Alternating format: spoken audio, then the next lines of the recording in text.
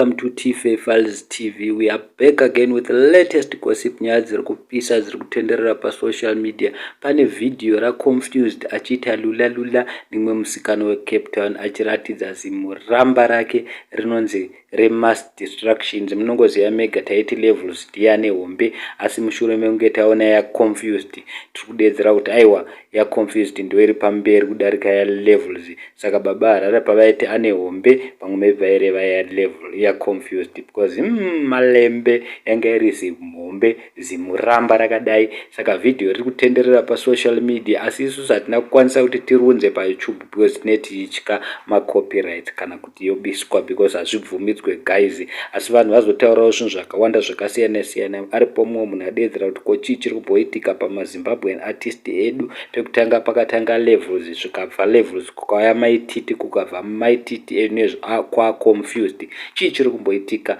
Vamwe vanhu vakadedzera kuti aiwa vanhu ngavasungwe ava vanenge vanozviitisa.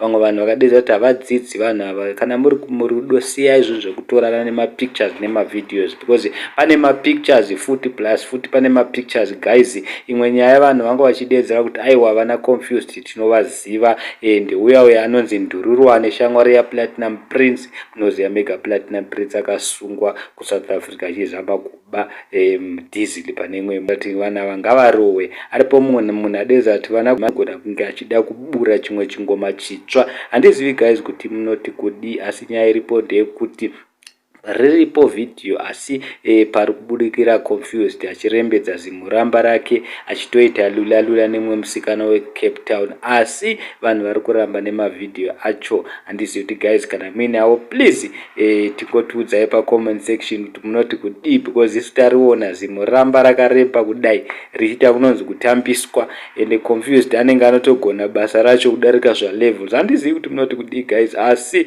pakuti hombe takudedzera kuti levels apa number 2, Qounfuzed ndiye apa number 1. So guys, please don't jump our heads. Thank you so much, it means a lot for you are supporting us. Muri kuvhura zvinhu zvedu, thank you so much, we'll never forget you. Muri kutiitira zvishamiso, ndo nyaya yanga tauya nayo guys, thank you so much.